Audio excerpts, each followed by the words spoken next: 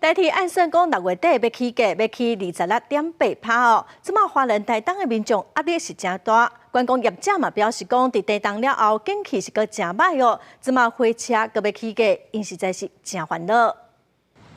即届台铁起车票的钱起26.8%，为着要表达不满，花莲县长市前为第一时间伫社群平台讲，台铁应该做的是开源节流。立委部坤基批评行政院交通部是甲人民咧抢钱。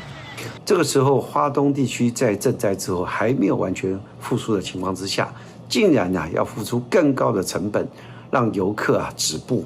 我想中央这个做法非常的不适当。台铁即届起车票的钱影响上大的，就是花东观光旅游业。业者讲，若以自强号为台北坐到花莲来做例，车票为440块起到583，起32%。一个人来回车票的钱都要1,000多块，绝对会影响旅客来这佚佗的意愿。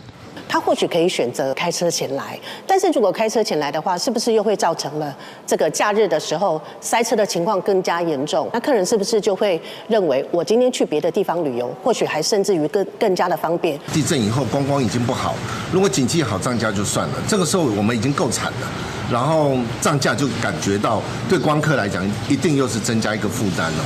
台东的观光业者讲，台铁几啊10年拢无起车票的钱会当理解。不过去年4月初3地动了后，花东的景气也未稳定，即马一个手起价伫要抢高铁的票价，敢无合理？是不是用缓步调升的方式，让所有的游客能够在缓步调升的情况之下，然后能够接受这样子的票价？否则的话，一旦这个票价这样子的大幅提高，对花东地区的旅游影响真的是叫雪上加霜。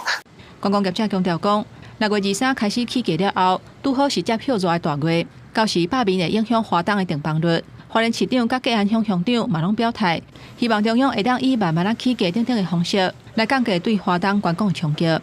公视新闻花莲报道。